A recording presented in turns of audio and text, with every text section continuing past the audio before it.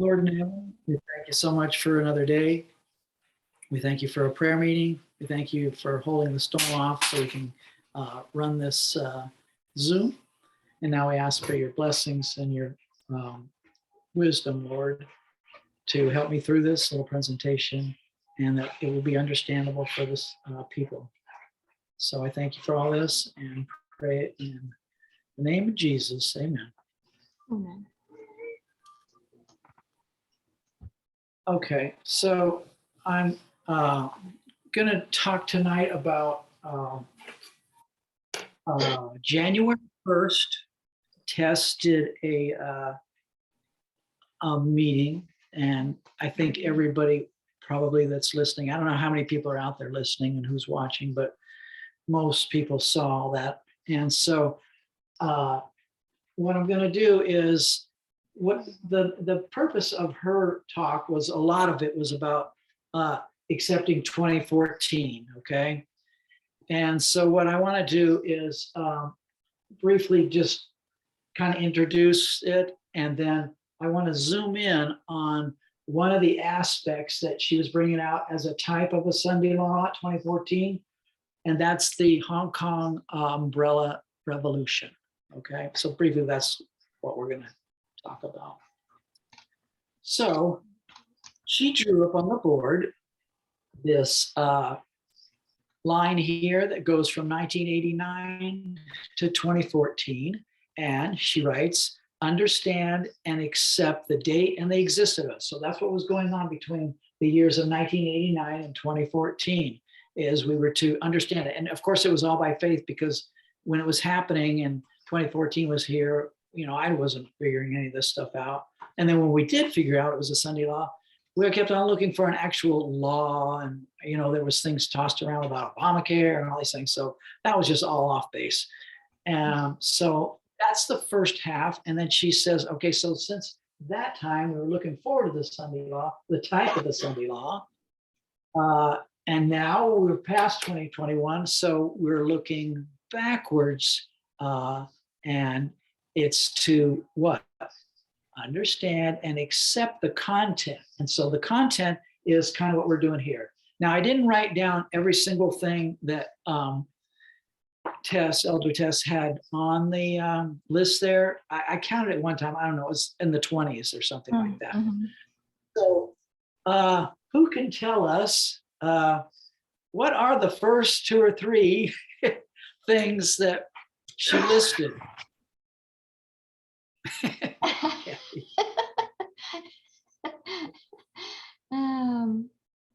Okay. Well, I remember it was the Republican Party being redone. Yes. So the Republican Party was having a redone. Exactly. They were purging that party. And I'm not going to speak much about these first few things here. I'm just going to mention them so we can refresh our minds. And we should all pretty much have these things stuck in there. So the Republican Party is getting reformulated, remade. It was purged, right? So that was the first thing she mentioned. The next thing she mentioned was something to do about judges. And we saw that the results of this last week with the Supreme Court hearing. Yeah. So anybody have a guess on what she wrote down? Mitch McConnell was blocking all the judge appointments. Yes. So the Senate, Mitch McConnell's head of the Senate at that point, was putting the brakes on all these judges, and they would have been conservative judges to being appointed. And that was the Obama era. So Obama really didn't get a lot of his judges put in that he wanted to. I mean, there was like hundreds, I think, maybe 200, I don't know what it was. But the key thing was when it came up to, not in 2014, but a little bit later, because McConnell was in charge, they didn't confirm the judge at the end of Obama's administration, the Supreme Court judge at the end of it. They put the brakes on that and wouldn't even bring it to a vote. Okay, so that was a judicial branch. And next one, anybody know what she Yeah, mentioned as? I think it was Hobby Lobby, the Hobby Yes. Lobby, Right, Jim. where they, In a sense, where they decided to not allow them to pay for birth control. okay.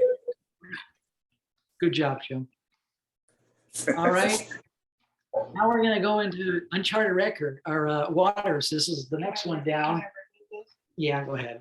And this was to do about India. India is the largest democracy on planet Earth.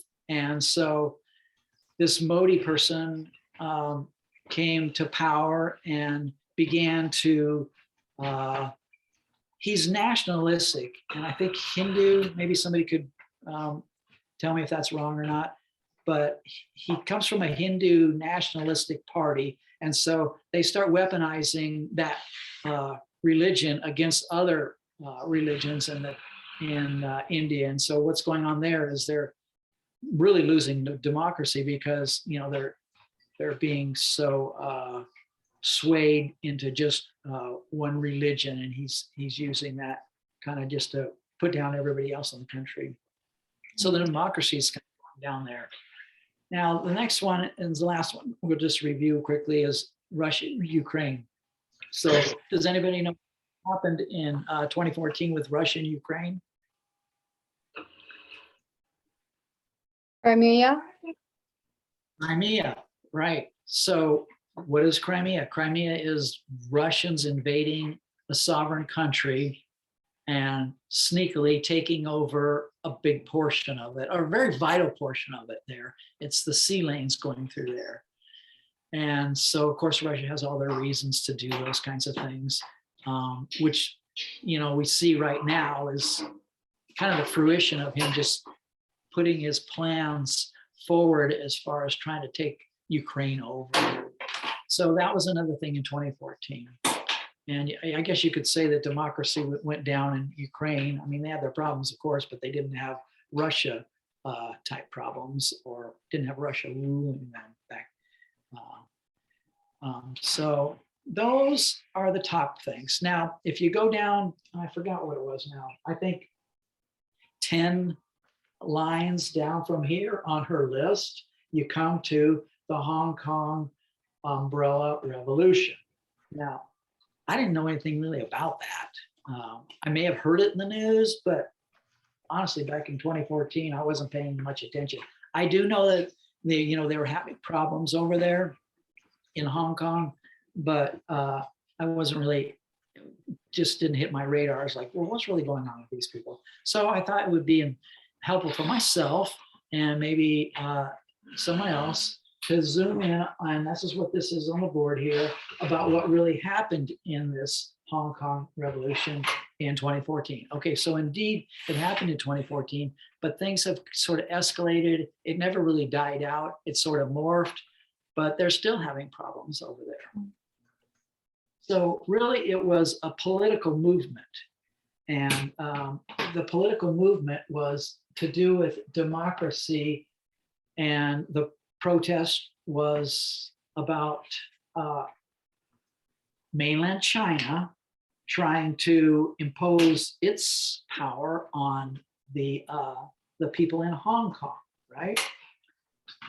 So it's, well, let's just go with the name, the Umbrella Revolution. Does anybody know why it was called the Umbrella Revolution? I'll give you a hint. They were using umbrellas, and they weren't using them to beat up the Chinese army with them. No. So what happened is they were getting maced and pepper sprayed to try and disperse the crowds. And so what happened was it was a non-violent protest. So they had brought these umbrellas to kind of shield themselves from getting maced, and they put on like goggles and all kinds of things to protect themselves from it. So it quickly becomes the umbrella revolution. Now I don't know if you can see this. There's a picture right there of the Yeah. crowds with their there. It's just really, it's a little better, really, I mean, massive scale here, tens of thousands of people, they say. So what I'm going to do is talk about what Wikipedia says. And then I do have a little bit of an article from a lady that wrote a little something on this. I mean, this got into Time Magazine, that kind of stuff.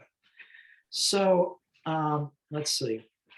It starts in September 28th, runs for 79 days, and ends up in December 15, dispersed. And the crux of the matter for the 2014 is this pre-screening of candidates that were going to be running for option. Okay, so the candidate is for the chief executive office of Hong Kong, right? And so China, mainland China, tells Hong Kong that, well, we're going to choose the candidates for you. You know, that would be like Washington, D.C. coming to Arkansas and say, okay, we're going to choose who's going to run for governor for you or whatever. So, of course, the people in Hong Kong are not going to be happy with this. So there comes the Hong Kong umbrella revolution. Okay, if there's any questions, I'll try to answer them. So just break it in. People to Break in anytime you can. I'm getting coached by my dear wife here.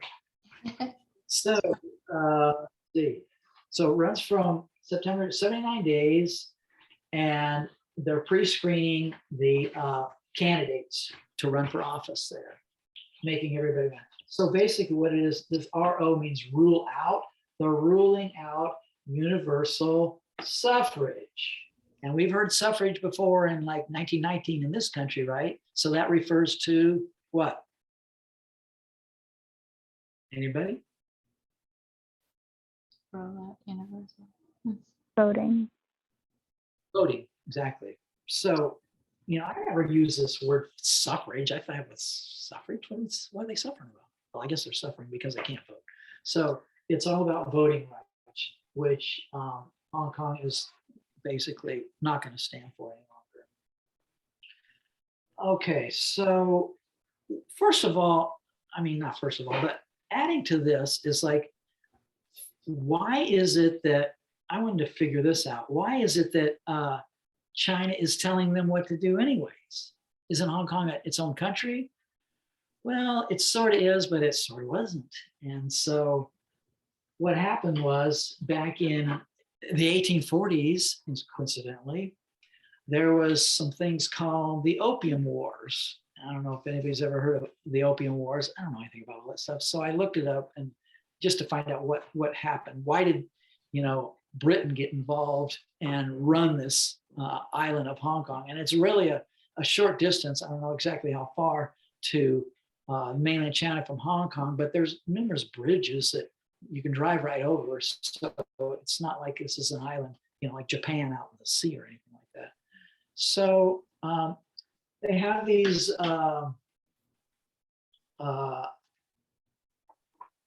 Opium Wars, and Britain is a powerful country back in the 1840s with all their navy and everything like that. So they just take the island over and tell the giant Chinese, like, well, this is our place now. And so it's been like that all this time. But there was like a 99-year lease that ended. And so what happened was in 1984, there became an agreement. They're, you know, working on this because it was supposed to all get turned over in 1997. So 1984, they have an agreement between China and Britain about returning Hong Kong and how they're going to do all this stuff. So in July 1st, 1997, they actually hand over Hong Kong to China. And it's really interesting because they say it's handed over on the principle of one country and two systems. So how does that work? Because, you know, Hong Kong is quite westernized and China is not westernized. And so there's a little clash there. And so this clash finally has to come to fruition here in 2014. It takes a while. Okay, so Hong Kong has an independent judiciary and they function under what's known as the common law framework. So it's the Hong Kong Basic Law. I think I wrote that down there. And what that law is talking about is that they're going to have a Sino-British declaration. And I'm like, what's Sino? Well, Sino is another word for Chinese. I don't know how it is, but that's what I Googled and figured out. So it's a Chinese, British, if anybody has light on that, good. So it's a Chinese British declaration. And I'm going to read just a little bit on this declaration is because Hong Kong shall have a high degree of autonomy in matters except for foreign relations and military defense. Sounds good. Okay, they got the military, somebody protecting them in the foreign relations. And then it goes on and says, the declaration stipulates that the region its capitalistic economy system, that sounds good, guaranteeing the rights and freedoms of people for at least 50 years. So I guess the people are happy. I don't know what they're thinking about 50 years. Maybe their grandkids are going to have a problem, but it's supposed to last for 50 years after the handover in 1997. So the guarantee over the territory's autonomy and the individual rights and freedoms are enshrined in the Hong Kong Basic Law. Okay, so there's not a test on this, but that's what it is. But here's the kicker here. First of all, China and Britain work this out. Hong Kong doesn't even get, as far as I understood, they don't get to say what's going into this declaration. So it outlines a system of governance of the Hong Kong Special Administration Region. So they have their own like region, 2 systems, 1 country, 2 systems. And then I see this big word in here, 3-letter word, B-U-T. But it says in here, that's Hong Kong, which is subject to the interpretation of this big standing committee of National People's Congress, the Chinese government.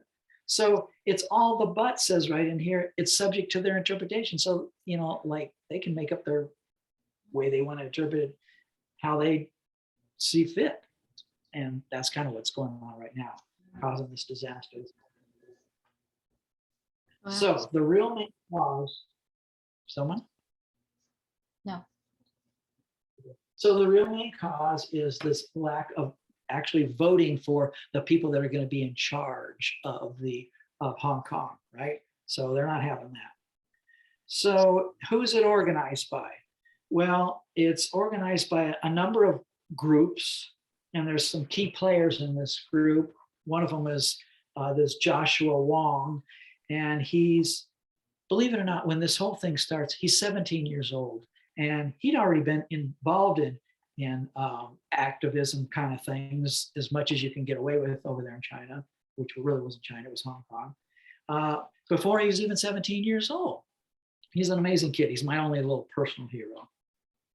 But the deal is he, Hong Kong all of a sudden gets China telling them that, oh, we're going to make all of your students now take some courses on, they're trying to brainwash them, courses on how to be good Chinese citizens.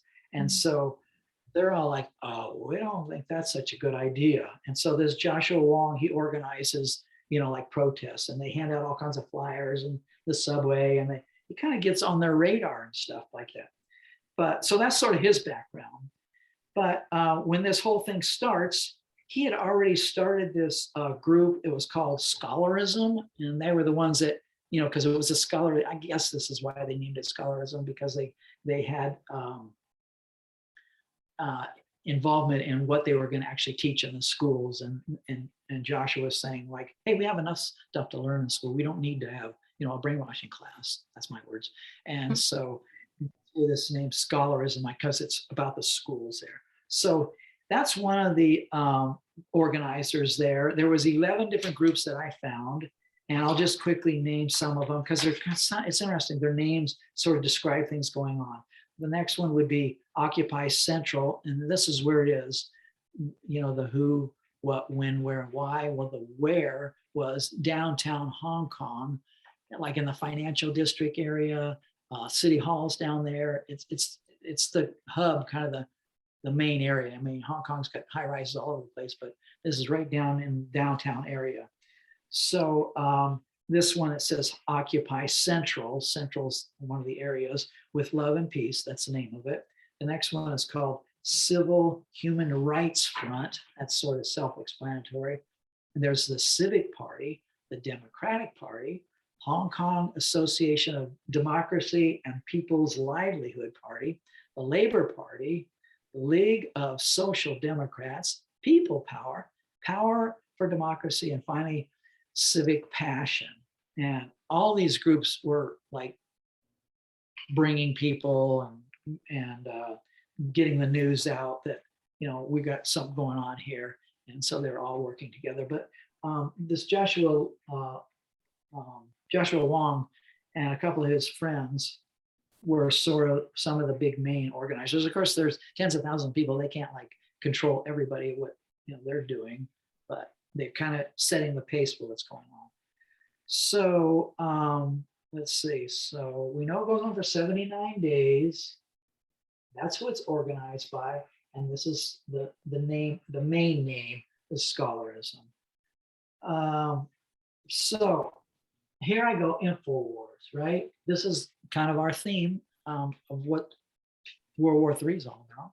And so what I'm going to share now is a couple of things about information warfare that went on during this time of the Umbrella Revolution. Okay, so I pulled out a couple little clips here. You know, if I would have done this like on the computer, you'd be able to see all this stuff here. Let's see.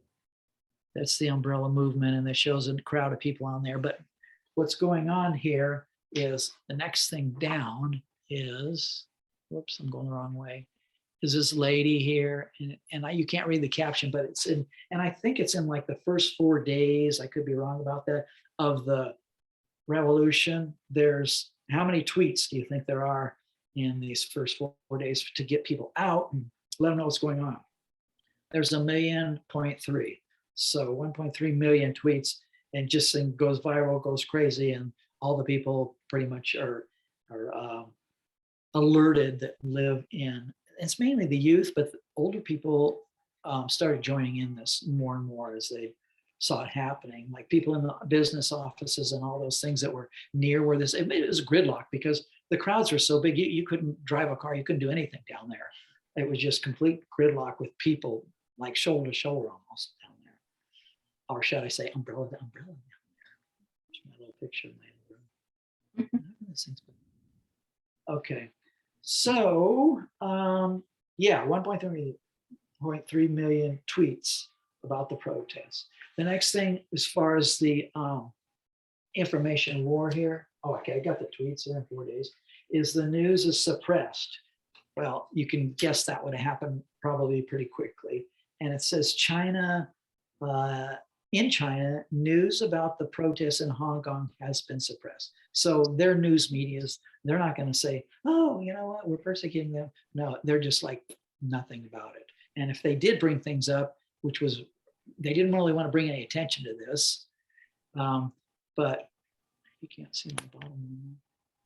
But they would say like, these guys are troublemakers and they're, you know, they're being bad over there in Hong Kong. That's about all they would say about it. They wouldn't tell them really what was actually going on. Okay, so the social media now here, you see at the bottom, was suppressed.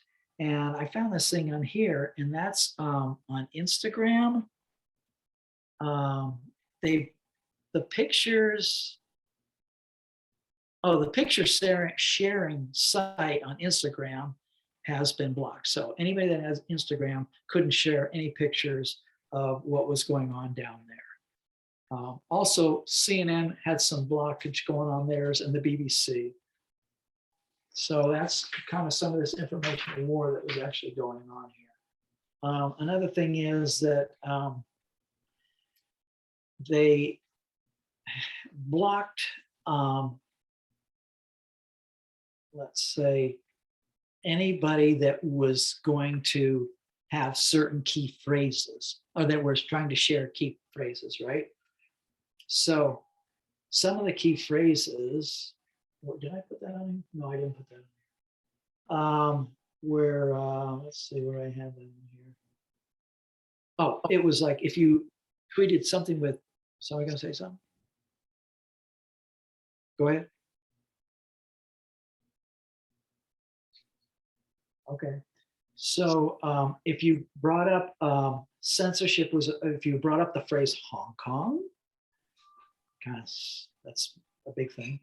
Barricades, the phrase Occupy Central, or the umbrella, any of those kind of phrases was completely blocked. And so you can see that they were clamping down on social media with that kind of stuff.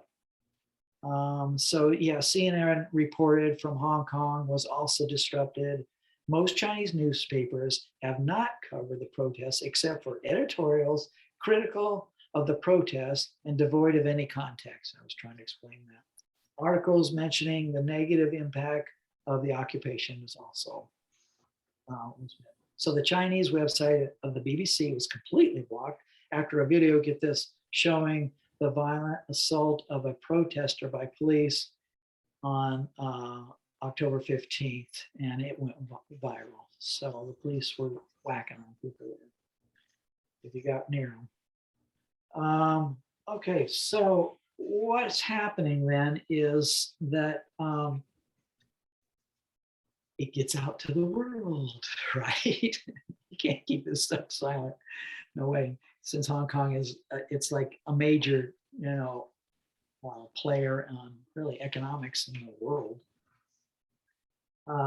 So many countries find out about this and they throw their support in it. And I'll quickly just name, these are basically Western countries, and it's including Australia, Canada, France, Spain, Germany, Italy, Japan, Taiwan, and Vatican City. Also, the United Kingdom and the United States support the protesters' right to protest and their cause for universal suffrage. I mean, this is a no-brainer for the West to support this kind of stuff. Notably, what country do you think, and it's a player in the world today, a big player in the world today, what country do you think was not, or they were the exception to giving their support to this? What country do you think that might have been? It starts with R. Oh,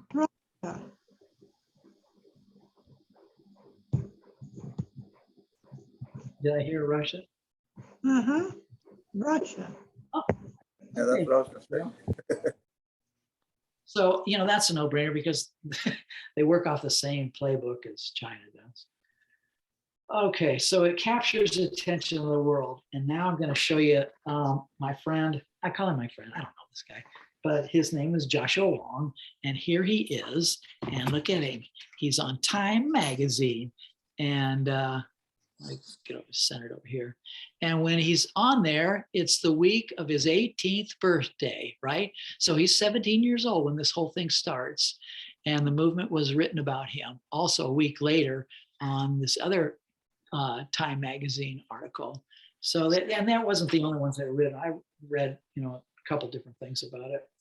So this is like, really exciting for the Hong Kongers, as they call them, to know that the world is supporting them, even though they're getting crushed by mace and everything like that, but by the laws. Okay, so the Wall Street Journal has an article, it's an editorial, and it said that despite the establishment attempting to portray the Occupy movement as a threat to Hong Kong, it's clear that the real threat to Hong Kong comes from those who bend to Beijing's whims. China and its local proxies, have mounted a violent march through the institutions that have sustained Hong Kong's stability and prosperity, and their independent courts, free press, honest law enforcement, and more. So Wall Street, is putting their 2 cents in on this Wall Street Journal, sorry. Okay, so countries are supporting it. Okay, so some of the other things that are happening is, this is no surprise, what happens? Some of the leaders and Joshua Wong and two of his friends, I should mention them. There was something Law, Nathan Law and Alex Chow. They all got sentenced. The latter two got sentenced to 6 to 8 months, but it wasn't right at the time. It took them a while, but in 2017 they got in prison. And so Joshua Wong, he also got in prison too, and I forget what his was, like 6 or 8 months that he was put in prison. And one of the things that, besides just going to prison and losing your freedom and all that kind of stuff, was kind of a little bonus, you might say, for mainland China, was the fact that if they get them in prison, they have to go in prison for something like that, it bars them from running any public office for 5 years. And so, of course, they want to take them out of the picture because they're popular. Everybody knows them. They could probably, become whatever office they really wanted to in Hong Kong. So that's going on also. There was also like 13 other protesters were sentenced to terms from 8 to 13 months for unlawful assembly. Over there. Okay, so what else went on? Well, here's a notable thing that in October 5th of 2017, so this is down the road from 2014, like those guys that went to prison or jail, I guess. Senator Marco Rubio, has anybody ever heard that name before? And I hadn't heard of the US Representative Chris Smith. So Marco Rubio, he's a senator for Florida. They, guess what they do? They announced their intention to nominate Joshua Wong, Nathan Law, and Alex Chow, and the entire umbrella movement for the 2018 Nobel Peace Prize. It was like, okay, that's good. Why? Because their peaceful efforts to bring political reform and protect the autonomy and freedoms guaranteed to Hong Kong. So that was just interesting that they actually were trying to nominate them for a Nobel Peace Prize. Okay, so now we're going to fast forward to 2019. Oh, I didn't mention this. Okay, so they're in prison, and then there's this abduction thing. Some people were just kind of getting disappeared, you might say. And it's like, well, what was that all about? Well, this is in another article, and I'll share some of that a little bit. But there were some people writing some tell-all stories about, and I assume they're truthful stories, about the leadership in mainland China. And mainland China doesn't like anybody telling anything about little secrets. And so these people like disappeared. I didn't find out like what ever happened to that. I guess we can only imagine they stuck them out there with the Uyghurs or something. I don't know what they do with them, but there was abductions going along with just general imprisonment, because when you're in prison, at least somebody knows where you are, your family and that kind of stuff. But people were being abducted. Okay, so now we're going to look at 2019, because like I said, this kind of morphs. The first one was about voting, and now later in 2019 things change, and so this is an article by this lady called Mary Hui, and she writes for Quartz. It's a .com publication, right? I don't know if anybody's heard of it. I hadn't really known about it. Maybe I'd seen it before, but I didn't know anything about it. So I put it to the media bias fact check, right? Okay, so the media bias fact check shows it's a little bit left of center, but the factual reporting is high. So because it's center left, they appeal to emotions or stereotypes in some of their wording to sort of influence the people. But the takeaway is what? The facts are high on their reporting. So Mary Hui writes this little article in 2020. actually December 15, 2020. So that's a little over a year ago. So I'm just going to read a paragraph here. It says, it's impossible to look at Umbrella and the current protests as entirely separate events. So she's talking about 2019. The 2019 movement began in opposition to a bill that would allow the government to send suspects to mainland China to face trial. So now Hong Kong doesn't try their own people. They got to go over to mainland China. You know, it's over there. So that's one of the things that really ticked them off there.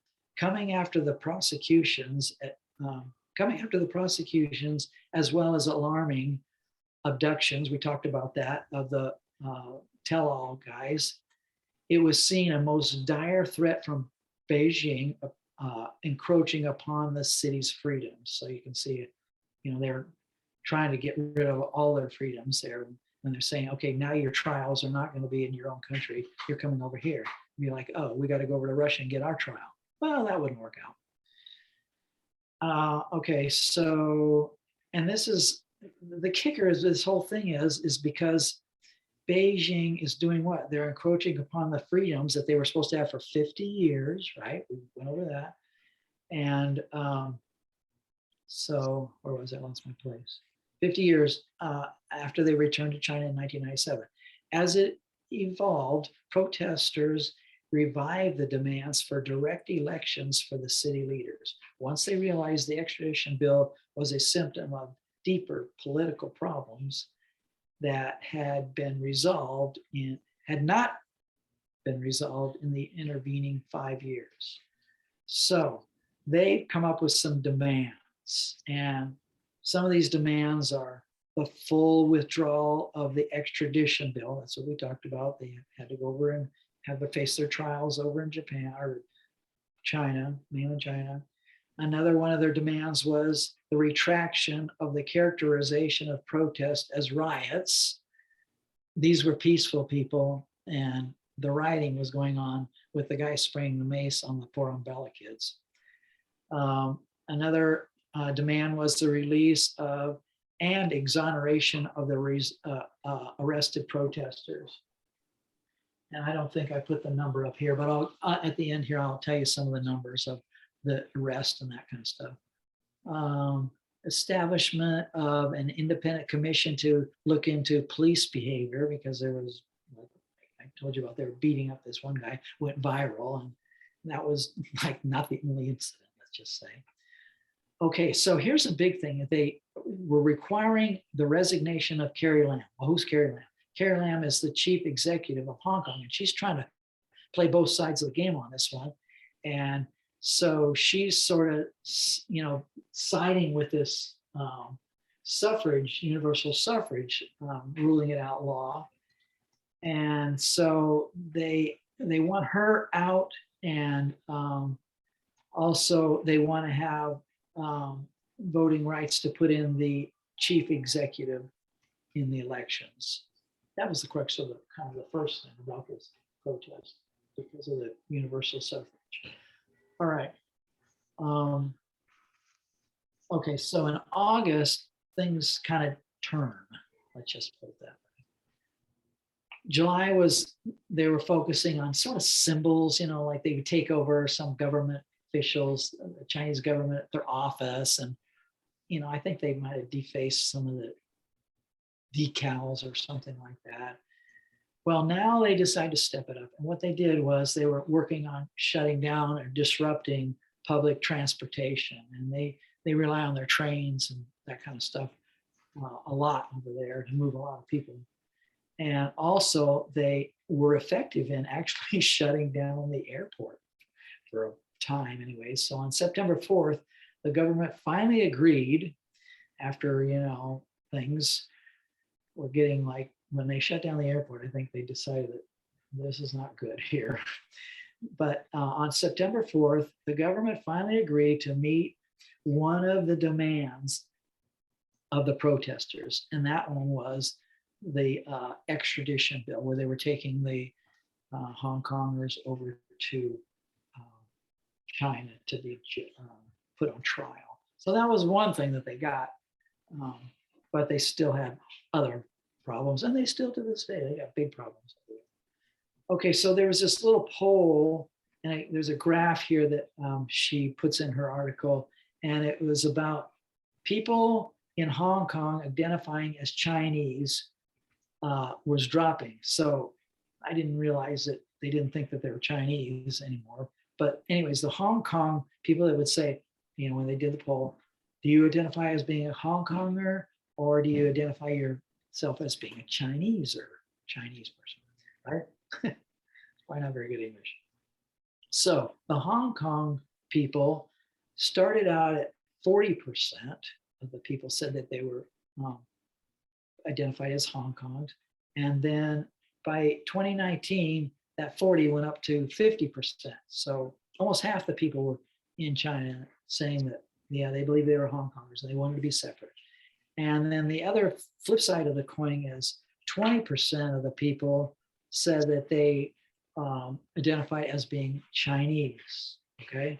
So by the end of 2019, that gets cut in half. So there's only 10% of people in Hong Kong that are saying that they identify with Chinese. And a lot of it had to do with because of the peaceful protests. They saw the way that China was acting in a dictatorial manner and spraying with mace, thumping on these kids, throwing them in jail, all this stuff going on. So they didn't want to really be, you know, associated apparently, I mean, with China. Okay, one more little factoid, and that is that how many people trusted the police in Hong Kong? Okay, not how many people trusted the police. Sorry. How many people distrusted the police? Well, it was very low. It was 6.5% of the people distrusted the police. And then by the time the mass protests were going on, it went up to 48. So nearly half of the people, from 6.5 to 48%, did not trust the police. And what you can expect, they saw how they were acting. Okay, so here's some of the facts, and we're getting about wound up here. There was 4 deaths in this whole thing. There was 2,600 people were injured. And they don't say what kind of injuries, but they were injured. And this is as of December 9, 2019. And there was 10,270 people were arrested, but only about 2,744 really were charged. So 10,000 arrested and 2,700 charged. So they were just kind of pulling them in to cool them down and then letting them back out, kind of thing. So let's see, we're up to the results here. What were the results of this whole thing? And this was, like I say, written, or this is not exactly up to date, but it's kind of things that happen, okay? So, of course, you could see there's government crackdowns going on. There's new laws written, and these laws are not to give Hong Kong more autonomy, it's to take away. You know, it's about democracy. Yeah, that's a democracy. So there's new laws for that. And so then they had changed the election rules here. And in fact, they postponed some elections. So they just took them off the table and weren't going to let anybody get elected. Of course, we saw that there was mass arrest and other things going on. And then we probably know about this. The United States put sanctions against China over this whole thing. And we know about the media crackdown. That was this information war stuff. And so they just completely kept on cracking down. And I'm just going to end with a freelance writer, Char. They just put the one name down there. And there's just a short statement that says that in the face of China, the chances of winning are very low. We really need a miracle, they say. And this model of protests, talking about the later models, with the shutting down the airport, mass transit, this model of protest allows miracles to happen. So these people are just not going to give up on this. basically do need a miracle since they're fighting against China, sort of like what's going on over in with Russia right now. Okay, is there anybody that wants to ask any questions?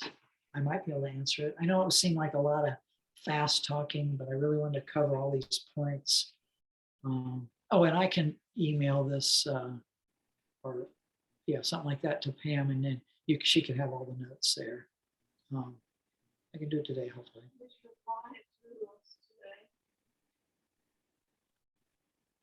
Hey, David. So, yes. One thing came to mind was the parallel between Hong Kong and Ukraine on one hand, and then Elder Tessa's studies of, what does freedom and equality mean? So seeing how, the comparison between Hong Kong and Ukraine, because both China and Russia are not seeing them as independent entities. They're not even considering that really as an option. I think China might have, let people think, oh yeah, of course, you're a growing little country, Hong Kong, but you got to stay under our wing a little longer, indefinitely probably. And kind of the same thing with Ukraine, of how I don't even know how it's, because there's the state power that's growing larger and larger over the two that are proclaiming our way is the only way to freedom, and yet the amount of human rights violations are growing also. So the equality that the people are afforded is not there, because the state is just seeing them as individuals needing to be, rebuked, needing to be tossed in jail, or, whatever the appropriate punishment was. But these 7-year cycles I find interesting, because they have a lot to offer to illuminate, what was happening then, but also it's what we're seeing now. Yeah. Well, thanks for bringing that out. I mean, I had thought of that, but thoughts go out of my head when I'm looking at myself on the camera. I think that's one of the main points what Melissa just shared, is because we're talking about the Sunday law, and we know equality is the crux of the problem. And you can see it all over the place in this, with lack of equality going on.